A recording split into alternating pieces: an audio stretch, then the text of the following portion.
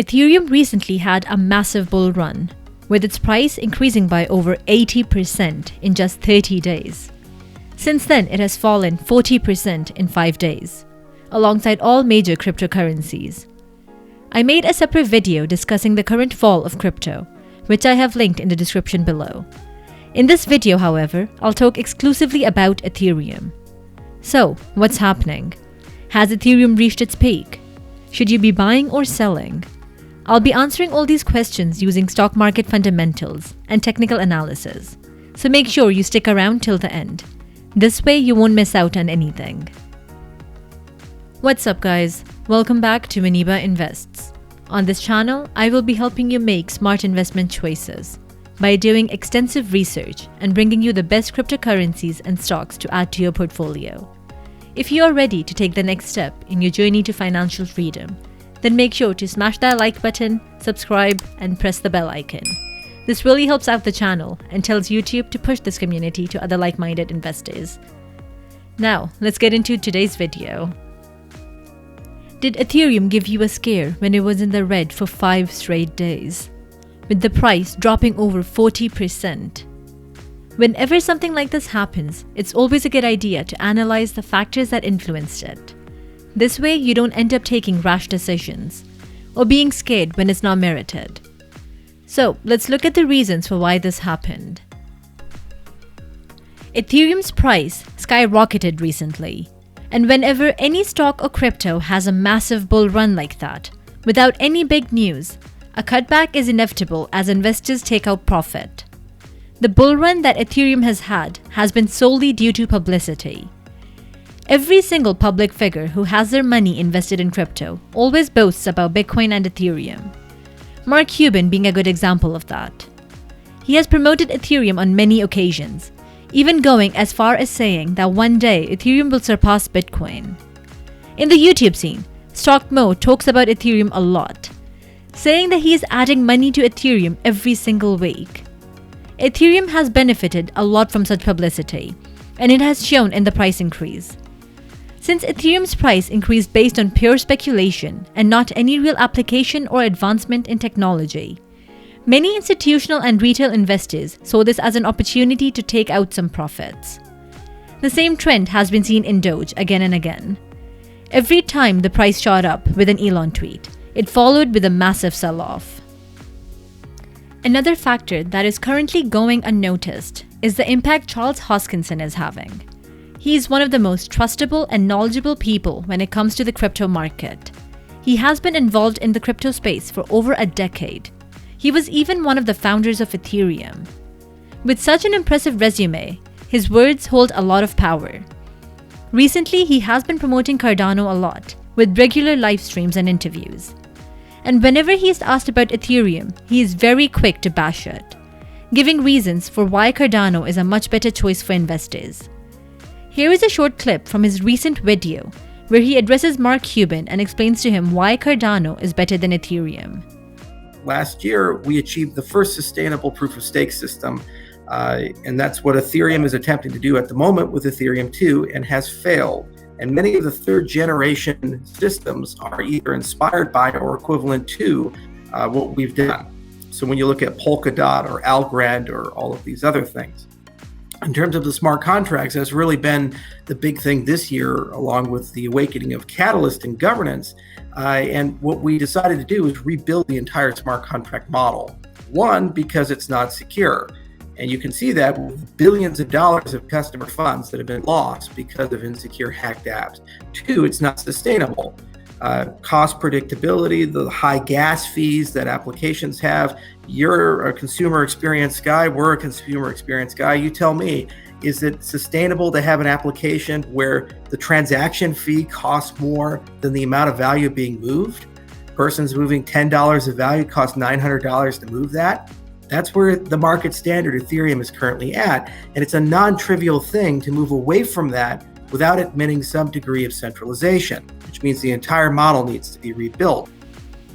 Those who give extremely high value to Charles Hoskinson's words have been moving their funds out of Ethereum and investing it into Cardano instead. When you compare the prices of the two side by side, you can see this trend very clearly. Over the same time period, ADA, the native token for Cardano, has been increasing in price, while Ethereum's price has been decreasing. The last factor that I believe influenced the decline in Ethereum's price is the recent attention gathered by altcoins, Doge being the most prominent of them. Altcoins are certainly showing a lot of potential, especially when you consider that many believe they have established a new support.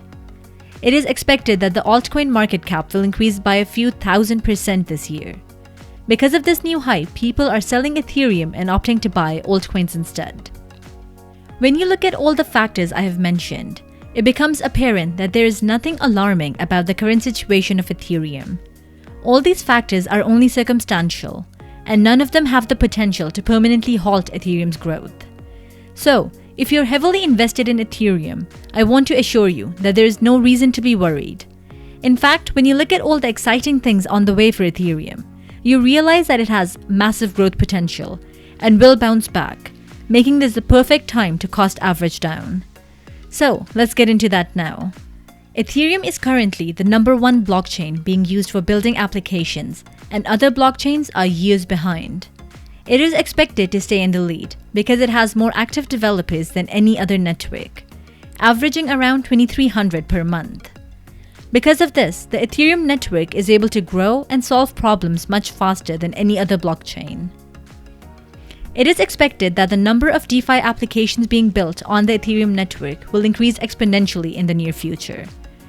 If you don't know what DeFi is, I would highly recommend that you go watch this video, where I explain DeFi in detail. Also important is the expected growth in the NFT market, which will contribute a lot to Ethereum's price. However, the major catalyst that will send Ethereum's price on another rocket ship will be the release of Ethereum 2.0. Ethereum 2 is a set of upgrades that will improve scalability, security, and sustainability of the Ethereum network. One of the major drawbacks of the Ethereum 1 network is that it can only support approximately 30 transactions per second, compared with Ethereum 2.0, which is said to be able to handle 100,000 transactions per second. This will significantly increase the functionality and usage potential of the network. This means that more developers will use Ethereum to develop applications, boosting the price of Ether. Looking at all the exciting projects that they are working on, I don't think that this is the end of Ethereum, but that this is only the beginning. Investors are still very bullish when it comes to future predictions of Ethereum. Ivor Grigorov, co-founder and CEO of Credify, has a price prediction of $8,000. Ioannis Giannaris, co-founder of Wire, has a price prediction of $10,000 for Ethereum by the end of the year. The pace that Ethereum was increasing at was not sustainable, and this is simply a price correction, which was inevitable. With the last proper support level for Ethereum being at 2,200, I believe this is only the start of the correction. With all this information, should you buy, sell, or hodl Ethereum? My answer to that is it depends on your situation. If you got into Ethereum to make some quick gains and are not planning on holding it long term, then this might be a good time to sell, because it could take a few months before Ethereum gets back to its highs. If you got into Ethereum as a long-term investment, then I'm here to tell you that there is nothing alarming whatsoever about the current decrease in price. You should keep on hodling, as Ethereum is still a great long-term investment. For people looking into buying Ethereum, I would recommend waiting a few days and seeing if Ethereum reaches a new support level. From there, dollar cost average and buy into it. My personal position on Ethereum is that I'm holding all my current Ethereum shares and will be looking to buy the dip once Ethereum reaches a new support level. I do want to add that my situation may be different from yours, as I got into Ethereum very early on. That wraps it up for today's video. Remember, the intent of this video was not financial advice. Cryptocurrency is extremely volatile, and you should always invest with caution. If this video was helpful and gave you a good insight on Ethereum, then make sure to like, subscribe, and press the bell icon to stay up to date with the latest investment opportunities. Also, please share your opinions in the comment section below. I would love to have a conversation with you all. Until next time, take care and keep investing.